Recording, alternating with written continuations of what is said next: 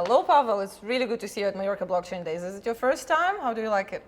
This is my first time in Mallorca, first time at this conference, and I like it a lot, especially because I think you invited really good speakers. I know many of them, and I enjoy most of the presentations. How did your COVID time go? Could you visit a lot of conferences, or you were mainly locked down? Like for me, like my life wasn't changed because last year, during the strictest pandemic, I visited maybe 35 countries. Okay, that's surprising actually. But of course, like there were only a few conferences we could visit. But now I'm enjoying the conference like this one after so much time. You're known for being a part of Parallelni Polis and for organizing HCPP, the Hackers Congress in Prague. So how did it end up? You're not working with them anymore. So what happened? After 7 or 8 years in Parallel Nepal, me and my friend had some personal conflict with one guy. So because of this, we decided to leave from this HCPP core organization team. But it seems that there are still some people willing to organize it. So I think it will be possible to visit. So they plan to organize also HCPP 21. So if you're in Prague, just come. I will try to come over. But it'll be like a small conference. You will still be there this year? I hope so. Okay. I hope so. So the conference will be just for 100 people because like last year it was for. Oh yeah, nobody can buy tickets for it. Like you got to be invited. Yeah, you have to be invited. The thing is that I think there are not enough skilled people in the organization team to organize it like in a bigger scale. Yeah, not yet or not anymore? Not anymore. Oh, I don't know. But anyway, Parallel Nepal is a great organization and HCPP is a great conference. So definitely. Don't hesitate to come. So what is your new baby? What is the new project that you're passionate about working on it right now? So last year I started the company which is called Liberation Services, and we have a new project, a relatively new project, which is called Liberation Travel. And in this project we are helping people, especially from Europe, to move to Paraguay, and it's like a full service. So basically, we help these people to give up their permanent residency in Europe, and we help them to obtain the permanent residency in Panama or Paraguay. And now in Panama, it's not possible or not so easy anymore because you have to buy the property for at least $200,000. But in Prague, it's still possible, and we have a lot of customers, especially from Germany, Czech Republic, Slovakia, who decided to obtain permanent residence in Paraguay because of two reasons. The first reason is they are looking for a backup solution because Czech Republic, Slovakia, they closed borders during pandemic, so it was not possible to leave the country, and many people, they are just afraid and they want to have a possibility to leave the country anytime they want. So this is the first reason. Another reason are like taxes, because in Paraguay there is like a territorial taxation, which basically means if you don't stay in any country more than 6 months, so you're like a perpetual traveler, like me, for example, you have tax residence in Paraguay, which means you have an obligation to pay taxes only from your local Paraguayan income, not from foreign income. So for flexible people, crypto people, this may be very attractive solution. Okay. It's not like based on blockchain project or anything like that. We are a crypto-only company. Okay. So we are a crypto-only company means that we don't have bank accounts. It's not possible to pay by crypto. Good. So we are like a completely crypto-only company. Awesome. And today I had a presentation which was called "Embrace Crypto, Make Offshore Business Great Again." Okay. So and I was explaining that if you're willing to embrace crypto, you can achieve new kind of privacy and anonymity in doing your business, which is not possible with the bank account at all, because the banks they need to know all personal information about you. Yeah, too much personal information. Too much personal information. You never know what they do with it.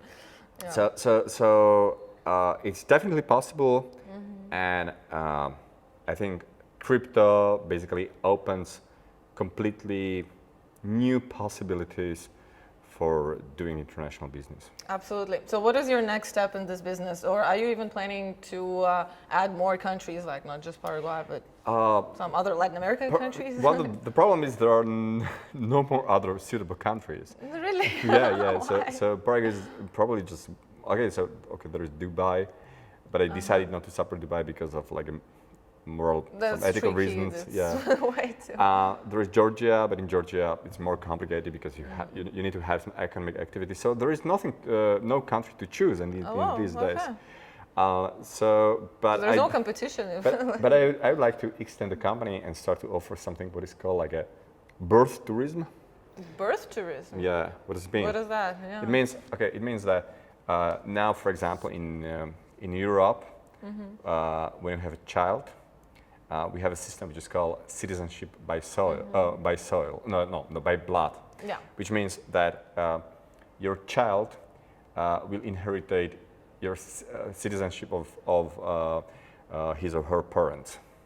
Okay. But in America, like in North America, South America, there is a principle which is called citizenship by soil, which basically means when you are, for example, Ukrainian citizen and you just come to the US or to Canada or to Mexico and you have a child there, he or she automatically gets citizenship of Canada, even if for I'm example. like illegal or and it's very good. It's tourist or something, like it's automatically American child. Yeah, and like for me, like U.S. citizenship is not so good because you're basically a tax slave. But for example, Canadian citizenship is pretty good.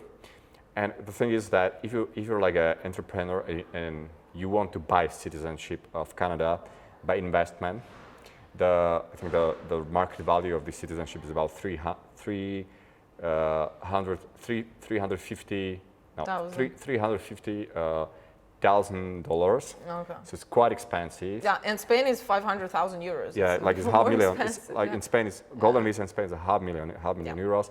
In Portugal, it's 350,000 euros. So it's super expensive. But if you're expecting your baby and you want to invest to the future of this baby, it's a good idea to go, for example, to visit Canada, have a baby there for 1/10 or 1/20 of this original price, and he or she will have like a dual citizenship, which is very practical. And everything for crypto, of course.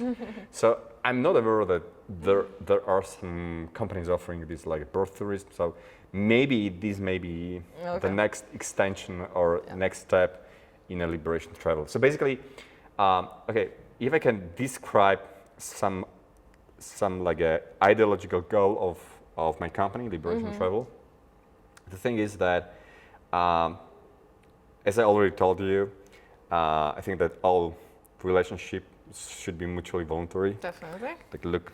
I don't believe in intervention. Anyway, so the thing is that one thing why, for example, women in some involuntary relationships cannot leave because it's too difficult for them. You know, for example, they are dependent on their husband because of money, for example, because of job, because it's just complicated. And the same for entrepreneurs or companies. Yeah. So we have a tax hell in Europe.